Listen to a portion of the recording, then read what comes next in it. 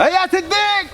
هي في ازدان. ايه شغل على صغير اللي هتعملوا دي؟ كي على صغيرة يعني؟ امال خايفين ليه يجوا يطلعونا يا صديق؟ لا خايفينش يا معلم. لا خايفين وعمالين تقولوا قال احنا ما جايينش، احنا ما رايحينش. اتعودتوا على شغل الهروب ده انتوا وليا، كل ما تتزنقوا في ماتش ضدنا عشان هنسفلت وشكم تقول ما جايينش. انت تجي الساعة 7 بكره يا صديق عشان اخلص عليك خالص في الملعب. يا ابويا خاف من مين يا زان؟ انا الدور الاول ربك 2-1 مع الرأفة، نسيت افكرك، الجزائري كسر وشك يا زدان.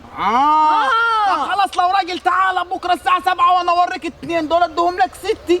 فاكر ال6 ولا ناسي؟ يا راجل يا واقع انت وفرقتك. ما جاييش يا زدان، ما جايينش بمعنى الاصح. يعني جاييش؟ جايينش. ايه هو فرق الدوري بتاعتكم؟ فريق قال لعب لي قال 15 ماتش، وفريق لعب لي 10 ماتشات، وفريق لعب لي قال 25. ايه شغل بنك الحظ بتاعكم ده بالعام؟ ده الناس دلوقتي كلها تتفرج على اليورو، كلها تتفرج على اليورو دلوقتي. دوريات العالم كلها خلصت يا راجل، افريقيا واسيا واوروبا كلها خلصت. اما انتوا ايه لما الحكايه بتاعتكم داي؟ شغالين واخدين بالكم تاجلوا في الماتشات، واخدين بالكم عايزين تعملوا لكم قانون جديد، كله دي عشان الاهلي يلف وياخد الدوري في الاخر. ليه؟ وهو عايزين ناخد البلد تستولي على الدولة كلها. اي ما الحكاية بتاعتكم داي كله دي جوا قلبك يا صديق، وانا اقول انت ما راضيش تطول ليه؟ عني مطول. كله ده عشان بسبب الحقد والكره اللي فيك يا صديق. اقول لك ايه؟ احنا زعماء افريقي وزعماء العالم كله، عايش ده كله بالتحكيم يا صديق. المهم ان احنا هناخد بطولات. كله دي قاعد يجاملنا احنا. ايوه يجاملكم، هيجاملنا عشان احنا فريق يا صديق. عافي لو عارف انا ما كنتش ده، انا كنت واقع الدور الاول يا زان وكسبانك 2-1.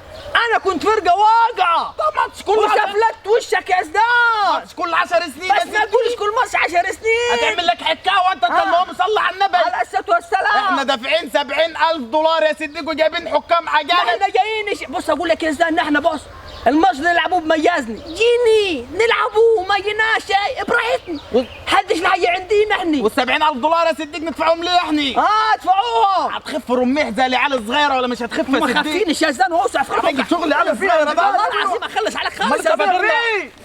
دقيقه ابوك يا احمد. ايه ابوك فاكرنا حاجزني ساعتين على ماتش خماسي يا سي احمد؟ يا بابا يا جماعه ده يا جماعه بطلع عايزين ناخد ايه يعني؟ عايزين ناخدوا كل حاجه.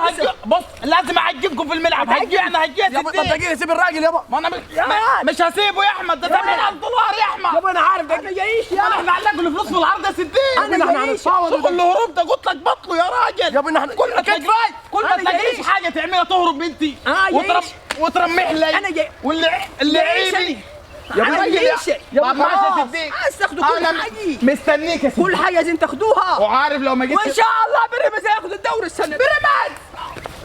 بيراميدز ان شاء الله هياخد الدوري. اتكلم عن اقول لك اضرب يابا اضرب امها مطيني يابا امها ساكته ومرتبها مطيني. مالكم البيراميدز؟ اتعودتوا على السلبة. والله اللي حنيك دلوقتي. اجري يا عم زيدان. انا حنيك يا ابني خلاص، ولا تحنيه ولا يحنيك خلاص. ما ضربته انت برضه. عيب الراجل عنديني. هي منين الحته دي يا جبتها من على الحبل. لا بس هتاكل من عليك حتي. صح. زين يعني. لا زين قوي. وحوار الماتش ده هيروح ولا مش هيروح؟ والله يا احمد واخد بالك براحتنا. روح ني امين ما رحناش امين، بس انا اللي شايفه يا ولدي. نحن نروحوا ونكسر وشهم في الاستاد. كسر وش مين بقى؟ الاهلي.